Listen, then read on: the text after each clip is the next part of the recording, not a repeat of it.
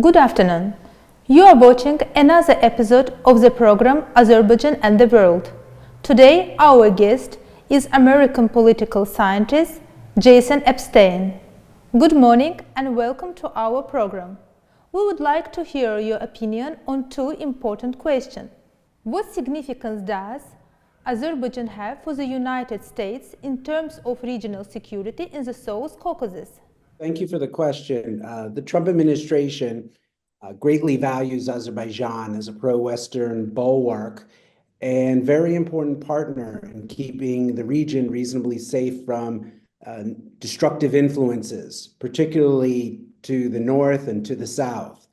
Azerbaijan is key to Western energy diversification, starting new and modernizing existing transit connectivity, and to promote stability in a traditionally unstable region, a traditionally combustible region. Not surprisingly, Azerbaijan's positioning aligns with America's stated priorities, particularly when the Trump administration emphasizes burden sharing and looks for capable partners to stand tall against potential adversaries.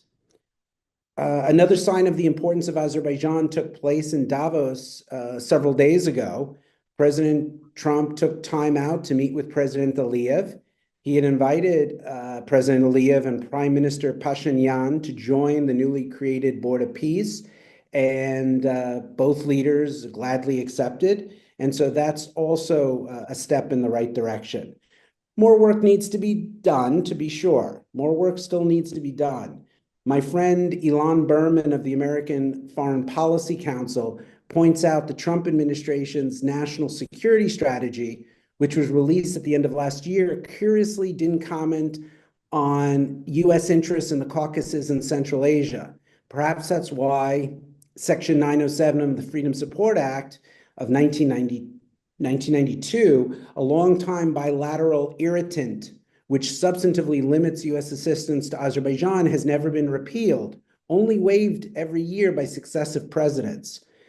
Some may say Section 907 doesn't really matter in a substantive way, but it's worth reminding that symbolism in international relations often matters every bit as much as substance.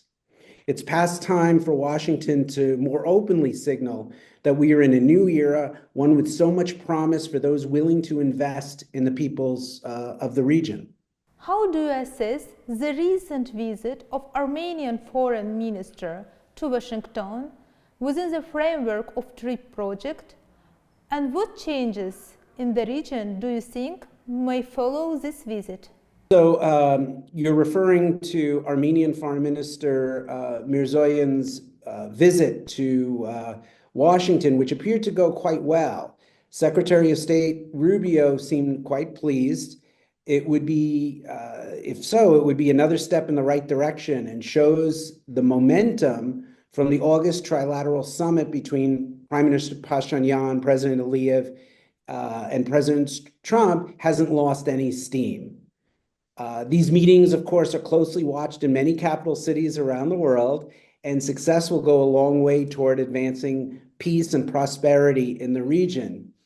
One of the reasons why the visit was seen as successful pertains to the TRIP project. You mentioned the TRIP project.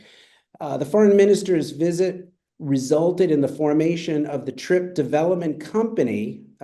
Folks are using the acronym TDC, which will oversee development and operations. The United States will have a majority stake until at least 2075, and Armenia a significant minority stake. And this showcases American commitment toward the project's long-term success and interest in the well-being of the nations of the Caucasus.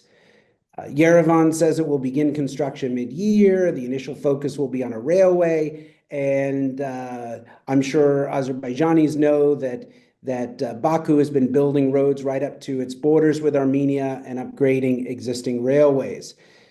The Republic of Armenia has so much to gain from its successful implementation and operation. Azerbaijan has so much to gain. The region has so much to gain. With the Iranian regime possibly on its last legs and Russia's war in Ukraine still seeing not many signs of ending anytime soon, TRIP will have the wind at its back for the very near future. Thank you very much for sharing your views with us. Thank you for your attention. Until next time.